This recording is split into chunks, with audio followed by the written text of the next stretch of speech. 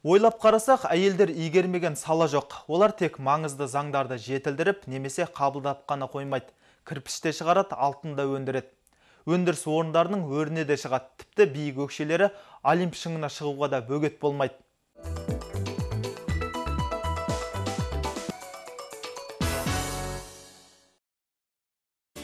Бұл нәзік жан иелері өндірістегі жауапкершілігі жоғары жұмыстарды абыроймен атқарып жүр. Олар аз уақыт ішінде жаңа технологиялық құрылғылармен жұмыс істеуге әбден машықтанып алған. Кейбіреулері өз ұжымының ең үздік қызметкері де атанып үлгерген. Біздің кәсіби орында көптеген өзгерістер болып жатыр. Шет елден жаңа техника әкелініп, жұмысымыз жеңілденді. Әрбір жұмысшы өз жұмысын сапалы, таза, тиянақты жауапкершілікпен жұмысын атқарады.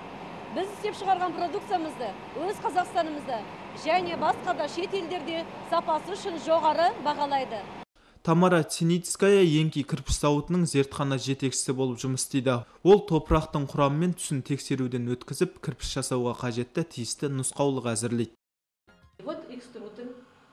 Зертханада үлкен зауыттағы сияқты оның шағын үлгісі бар. Біз сол бойынша онда жасалатын жұмысты осы жерде де атқаруымызға болады. Әрине мұндағы негізгі жұмыс өнімді түрлі тексерулерден өткізуге бағытталған. Сол зерттеудің қорытындысы бойынша зауытта сапалы өнім шығарылады. Тамара Николаевна мамандығы бойынша химик. Ол көп жылдар бойы өндірісте еңбек еткен жан. Білікті маман кірпіш шығарудың да өзіндік шығармашылық ізденісті қажет ететіндігін айтады. Маған осы зауытта жұмыс істеген ұнайды. Мұнда түрлі сынақтар өткізу арқылы сапалы өнім алу үшін еңбек етудеміз. Даму мүмкіндігіміз мол екендігі осындағы әр жұмысшыны қуантады. Келесі кейіпкеріміз де химия мамандығының иесі Гүлнар Бектұрғанова Алтынтау Көкшетау жауапкершілігі шектеулі серіктестігіндегі өнім сапасына жауапты. Ол мұнда 1979 жылдан бері еңбек етіп келеді. Қазіргі кезде техникалық бақылау бөліміне жетекшілік етуде. Горно-металлургическое производство.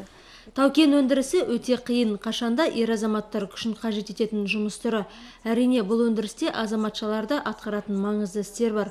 Мен сол жауапкершілік үдесінен шығып, осында табысты еңбек етіп жатқаныма қуанамын.